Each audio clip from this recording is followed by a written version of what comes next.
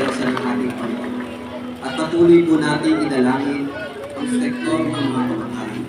Samahan niyo po ako sa panalangin. Dakilang Diyos, kami po ay lumalapit sa inyo. Sa hanay ng mga kabataan, naway manariwa at mapangyari ang salita mo sa aming mga puso. Ayon sa iyong kasulatan sa mga awit 119, paano mapapanatili ng isang binata ang kanyang landas na malinis sa pagsunod sa iyong salita. Aming dakilang Diyos, patawarin niyo kami sa aming kung aming nakalimutan ang kahalagahan ng iyong salita. Opo, marahil ito ay aming naririnig at nakikita. Subalit walang tunay na lalim at pagkaunawa sa inyong mga salita na naging sanhi ng aming pagtalikod sa inyo.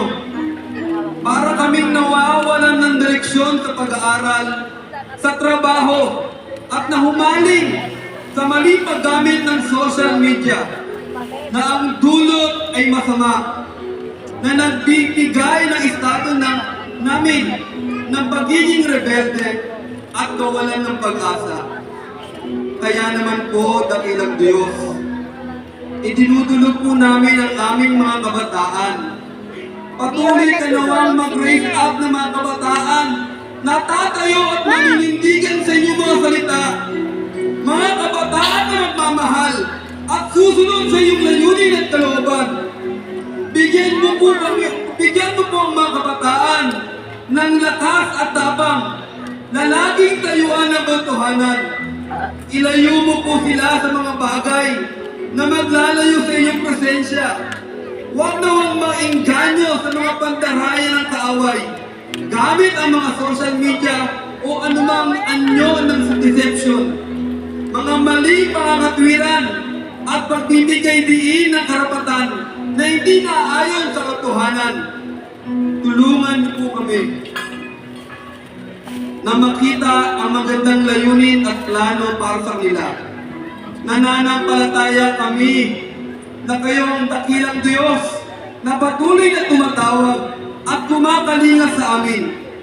Kaya dakilang Diyos, sa inyo namin ipinagkakatiwala ang buhay nila.